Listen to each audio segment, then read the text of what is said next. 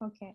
Hi, everyone. Thank you so much for giving us the opportunity to talk about Jiran. And we're very happy to be here with you and tell you all about the program and its accomplishments.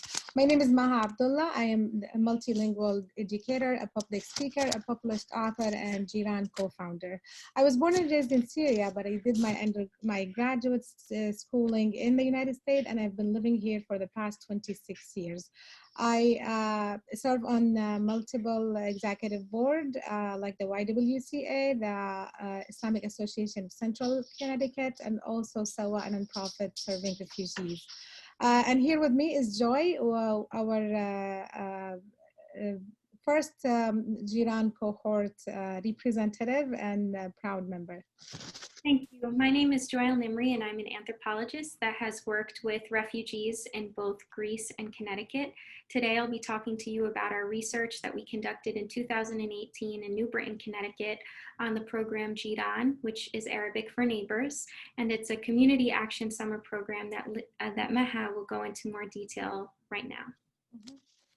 So Jiran, in a nutshell, is a Middlebury College initiative that pairs Arabic language speakers or students with Arabic-speaking, recently settled refugee and immigrant families for a summer of mutual linguistic and cultural exchange here in New Britain, Connecticut. We prefer to refer to the term recently settled as past 5 years of the families' resettlement in the United States, rather than the term used by the agencies that brought them here, which extends from 8 to 12 months. And this is due to that fact that the challenges they face persist to well beyond the 12 months period. Jiran actually enhances the students' co-equal Arabic language skills while also exposing them to the challenges that families face while resettling in the United States. Participating families also have the students as guides in navigating the new context, and accessing resources that are available to them. Yes, and it's this idea of the shared obstacles of both people who are registered as and identified as refugees and people who are recently arrived immigrants who might not have that same formal identification. So they have some, maybe not identical in all instances, but definitely shared precarities. And these newly arrived individuals to the United States often face issues with language acquisition, mobility, access to resources, finding jobs, legal representation and assistance, developing cultural competency, feeling welcomed, becoming financially independent, and engaging with the local population. One thing to consider, though, is there are some differences in their experiences, most notably that the modest governmental support for refugees lasts only a period of 8 months, after which they are expected to be independent, which is not something that is highly accessible. So what does really Jiran do to support the integration? This is through empowerment, throughout this mutual exchange. What we do is we address the expressed concerns of the participating families through an individualized action plans done by the students, supervised by me and the other director of the program. We help in language acquisitions for both the families and the students. We introduce participants to local resources and internships throughout the program. We also provide guest lectures on pragmatic and timely topics and organize community events that brings everybody together. We really inspire meaningful human connection and teach practical skills like public speaking, leadership, and mobility, as simple as just navigating throughout the town. And some of the other things that we found successes with, so the bilingual nature of the program, having these lectures in both English and then translated in Arabic, is very helpful for new language learners.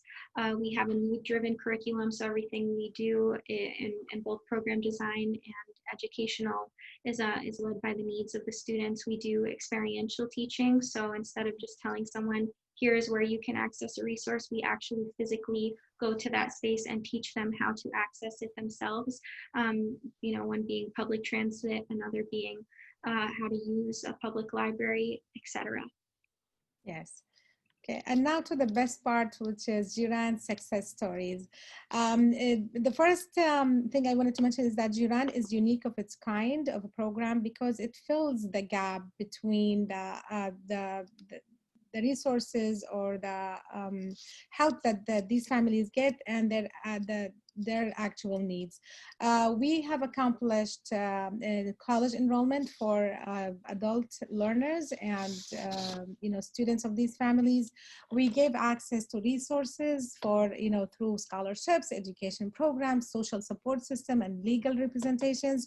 We also have a United Nations representation. I was a delegate at the United Nations to present Jiran and represented at the UN in New York.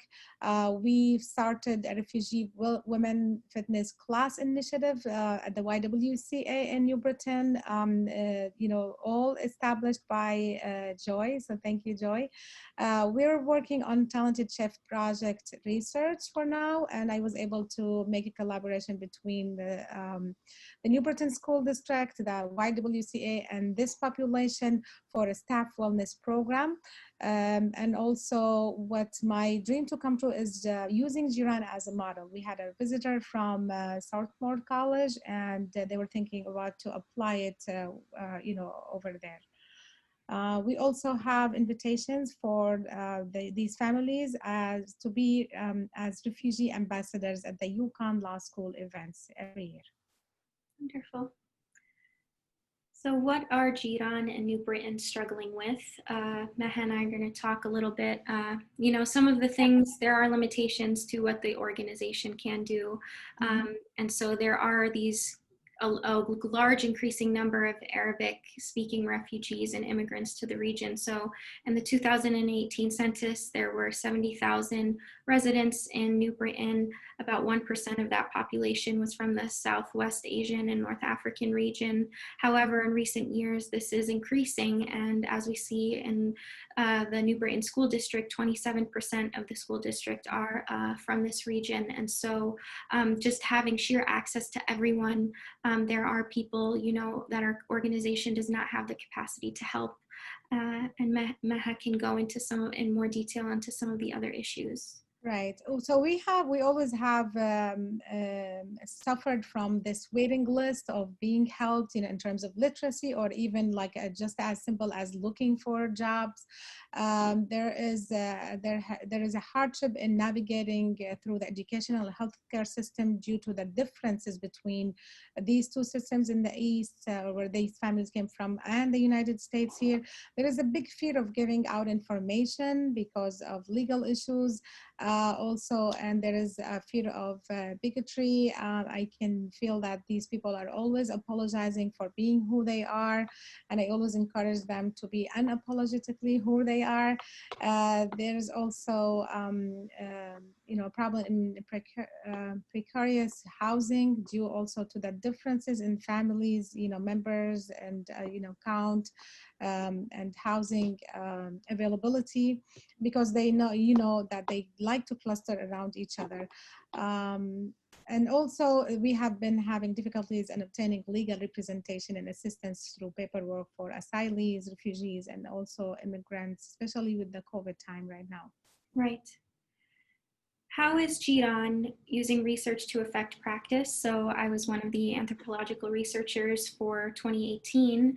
And so what we do, we've used about cumulatively over our 2 researches, we have about 40 interviews, and we're using them to understand participants' needs, to shape our programming, assess the program's success and shortcomings, modify the program's goals and methods, and reflect on who might be left out and could be better integrated, and also our own actions within the program, constantly trying to be intersectional in, our interactions with these populations, and helping them have more access to equity and inclusion not only within our organization, but also the greater New Britain community.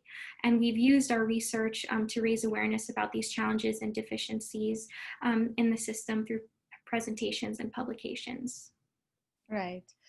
Well, how has Jiran adapted its services to COVID-19? So due to the nature of the program, we typically house the students in New Britain so they can go directly and work directly with the families, and they would go to their host families' houses or homes on a daily matter.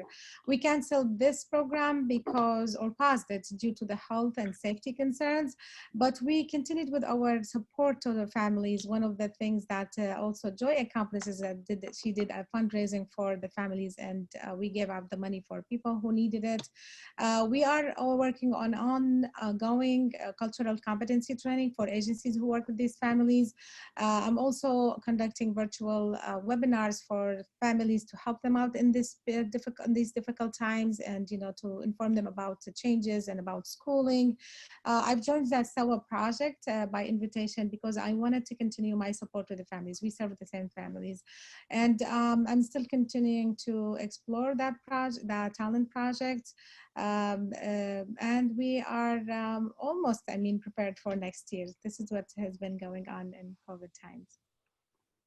Thank you so much for listening to our presentation. If you'd like to learn more, you can contact Maha and I. Our emails are available here, as well as read our article called Crafting Knowledge and Community in the Hardware City through the Refugees in Towns Project. Thank you so much. Thank you.